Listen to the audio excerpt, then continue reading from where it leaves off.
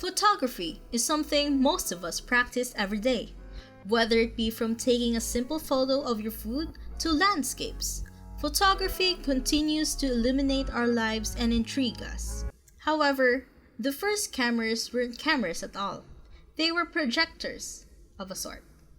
This concept was mentioned as early as the 5th century BC when a Chinese philosopher named Mozi recorded the creation of an image from light rays passing through a small hole in a dark room. He called this darkened place room a collecting place, or the locked treasure room. This effect was also mentioned by the Greek philosopher Aristotle in Problems. This natural optical phenomenon later became known as camera obscura, Latin for dark chamber, or what we now refer to as a pinhole image.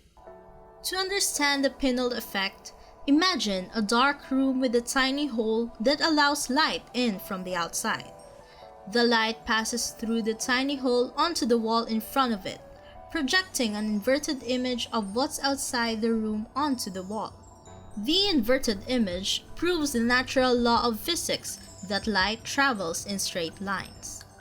The actual term camera obscura was finally used in the early 17th century by German astronomer Johannes Kepler, who used a portable tent for surveying in Austria. Up until the early 1800s, portable camera obscuras were primarily used for drawing and projecting images for entertainment. In the 1820s, that all changed dramatically. A French inventor named Joseph Nicephore Niepce experimented with the camera obscura. Niepce worked in partnership with fellow Frenchman Louis Daguerre. This image is one of the world's first photographic self-portraits. It was taken by Dutch migrant Robert Cornelius in 1839 outside his family business in Philadelphia, USA. The back of the daguerreotype reads, "The first light picture ever taken." The first aerial photograph was a shot of the city of Paris. It was taken from an altitude of 520 meters in a tethered balloon.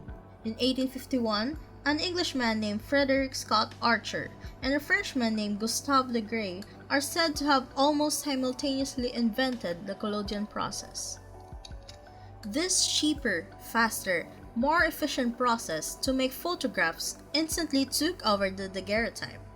Many of the photographs from the American Civil War were taken on emulsion plates, with photographers carrying around their portable darkrooms around the fields. And speaking of wars, from 1853 to 1856, the Allied forces of Britain, France, Sardinia, and Turkey fought against Russia. A painter and photographer named Roger Fenton was the first official photographer to be sent to document the war with photographs.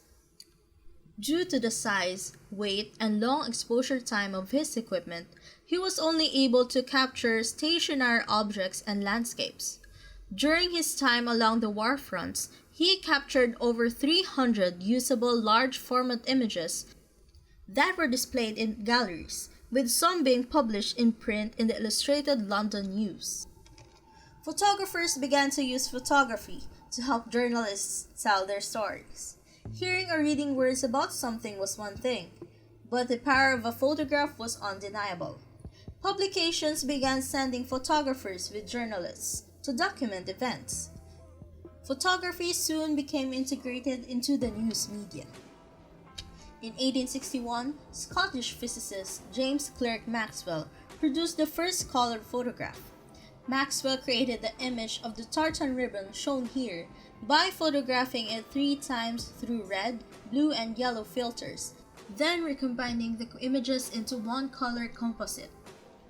In 1871, Dr. Richard Maddox discovered a method of using gelatin instead of glass as the plate material for the light-sensitive solution. This discovery led to the invention of dry plate photography, a less cumbersome process that did not require the photographer to use a darkroom tent for immediate plate development as had been required by wet plate processes. From 1884 to 1888, George Eastman introduced celluloid-based film-in and the small portable easy-to-use box camera. His first camera, which he called the Kodak, was a very simple box camera with a fixed focus lens and a single shutter speed, which along with its relatively low price appealed to the average customer. In 1878, Edward Muybridge successfully captured the sequence of movement. It was this groundbreaking discovery and technique that helped invented motion pictures. In 1926, underwater color photography was born with this shot of a hogfish, photographed off the Florida Keys in the Gulf of Mexico. In 1939, World War II broke out, and photojournalists had adopted a new style in the documentation of the war. It was a combination of wanting art truth in their photographs and the pressure to one-up each other for more attention. Improvements in technology meant that the post and staged photographs of prior wars gave way to a more realistic and raw look behind the scenes. Through the 1930s to the 1970s, photojournalism experienced its golden age.